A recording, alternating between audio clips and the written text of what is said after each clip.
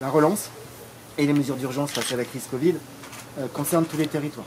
Nous avons aussi cette volonté que la relance puisse être partout, raison pour laquelle nous souhaitions mettre en avant les questions d'économie sociale et solidaire. Olivia y reviendra bien évidemment. Nous aurons aussi l'occasion de visiter des entreprises retenues au titre du plan de relance, d'échanger avec les acteurs économiques, de souligner les investissements de l'État sur des questions de rénovation énergétique des bâtiments, de soutien aux collectivités, de soutien au patrimoine. Je dis en quelques encablures de la cathédrale, un doge qui est retenu au titre de la conservation du patrimoine. Donc, nous sommes convaincus que la meilleure façon d'accompagner l'économie, c'est d'aider à la relance. Il y a aussi des mesures d'urgence qui viennent accompagner les acteurs économiques, accompagner les plus fragiles, en lien évidemment avec les collectivités locales. À l'échelle d'un département comme le Gers, les trois principales mesures de soutien économique, le fonds de solidarité, les exonérations de cotisations sociales et le soutien à l'activité partielle. Nous avons un plan de rénovation de l'immobilier de l'État. Ce sont 11 bâtiments qui appartiennent à l'État dans le département du Gers qui vont être rénovés pour faire des économies d'énergie avec un total de 13 millions d'euros. Nous essayons de pousser partout pour que, face à cette crise, les différents acteurs économiques puissent à la fois conjuguer leurs forces, faire tout ce qui peut être fait ensemble et avoir des moyens pour faire face soit à des pertes de recettes, soit aux besoins de financement de projets. Des projets face à la crise, mais aussi des projets de relance.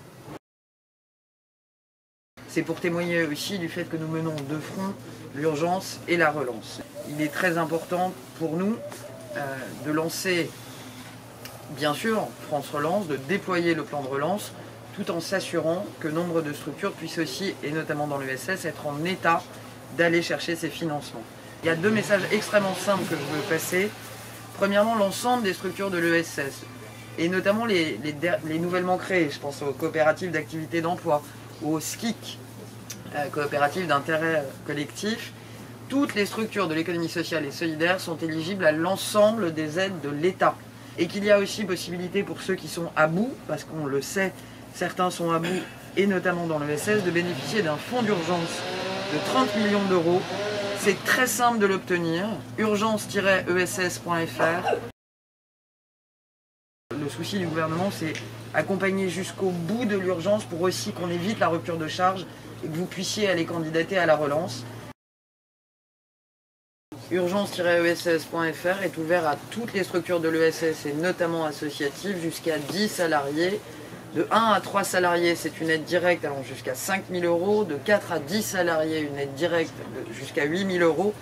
On peut être tout à fait éligible à Urgence ESS et aussi au fonds sectoriel qu'a mis en place Roselyne Bachelot spécifiquement pour les associations culturelles